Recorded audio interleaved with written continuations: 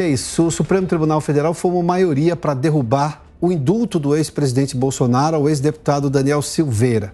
A Corte entendeu que o benefício da graça, foi um perdão concedido a Silveira, é ilegal, no entendimento do Supremo Tribunal Federal, em que divergem muitos juristas brasileiros. O Bruno Pinheiro está acompanhando esse caso e conseguiu mais detalhes aqui. Oi, Bruno, seja bem-vindo, boa tarde a você.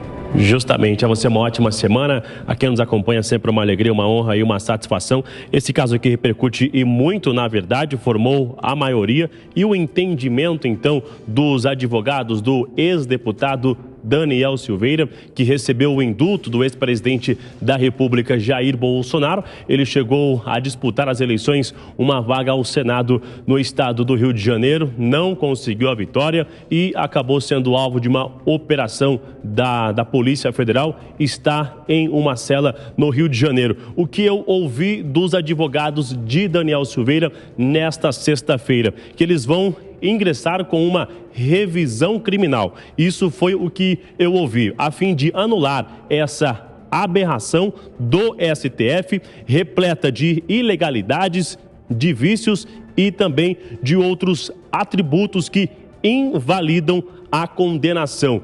E que, se ainda houver lei, se houver um resto de Constituição, isso tudo é necessário ser anulado. Isso foi o que eu ouvi de um advogado que está acompanhando o ex-deputado Daniel Silveira, que já vai então aguardar se na semana que vem, na quarta-feira, quando retornar essa avaliação, já são 6-2, aguardam o voto do ministro Gilmar Mendes ainda na semana que vem, e se de fato, quando finalizar e ficar confirmado a derrubada do indulto, os advogados já vão recorrer com essa revisão, a fim de anular essa derrubada. Vale ressaltar que, retirando o indulto, ele volta a ser condenado 8 anos e 9 meses, inicialmente em regime fechado, viu, Piotr? Bruno, vamos lá. Qual o resultado parcial da votação do Supremo? Está 6-2, é isso? Exatamente. Esse placar hoje em 6-2, ele está suspenso, será retomado na quarta-feira da semana que vem. Vamos só lembrar, os 2 votos favoráveis ao indulto à graça presidencial são de quais ministros? Os ministros que foram indicados pelo presidente Bolsonaro, é isso?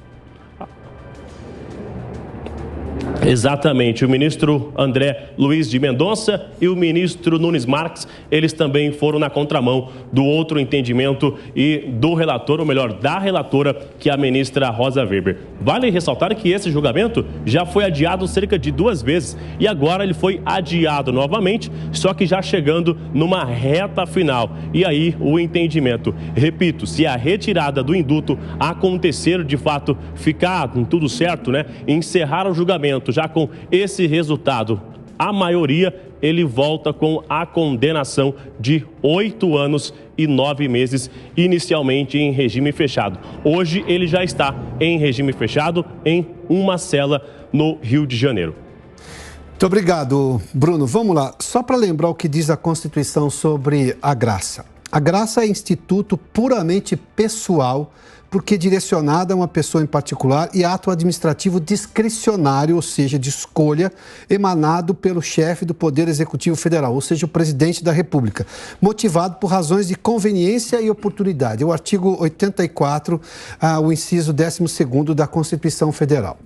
Bom, o que chama atenção, e eu só vou citar aqui um fato, não é julgamento de valor, mas é um fato, é que todos os assuntos que sejam relacionados ao governo Bolsonaro, decisões do governo Bolsonaro, como, por exemplo, essa graça, tudo indica que essa votação vai ser 8-2. 8-2 por quê? Porque nós estamos só com 10 ministros no Supremo Tribunal Federal. Incomoda esse 8-2. Não só os 2 que sempre votam dessa maneira, como os 8 que sempre votam para anular qualquer decisão do governo Bolsonaro. Será que não tem nenhum desses 8 ministros, ou dos 2, que tem, obviamente, uma análise diferente sobre o fato? Daí a gente começa a entender um direcionamento, quase que um entendimento, uma previsibilidade política de uma decisão judiciária do Supremo Tribunal Federal. E isso é ruim. 8-2 sempre, antes era 9-2, quando você tinha o ministro Lewandowski. Em várias votações, é só pegar o histórico recente. Isso chama atenção porque o Supremo Tribunal Federal tem exatamente a função, entre elas, obviamente são várias, mas entre elas, de você pacificar entendimentos da República. E se essa pacificação não está vindo com argumento jurídico, está vindo com sempre um ranço de análise política, porque chama atenção esse 8-2, e isso é preocupante. Eu só estou colocando aqui uma tese. Não posso fazer uma afirmação, porque eu teria que julgar, e não tenho, obviamente, formação para isso, mas, enfim, teríamos todos que julgar voto a voto.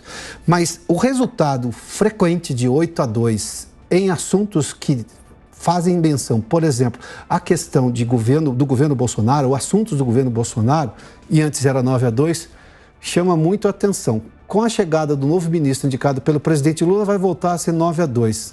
Daí sim, você pode perguntar, por que esses dois sempre votam, digamos, a favor de entendimentos do governo Bolsonaro? Se bem que já divergiram lá atrás, sejamos justos, os dois. Os 9 ou os 8 raramente divergem ou não divergem, sempre contrários a decisões do governo Bolsonaro. Isso é ruim, é preocupante do ponto de vista de entender o relacionamento da República e, claro, a aplicação jurídica de todo o texto constitucional.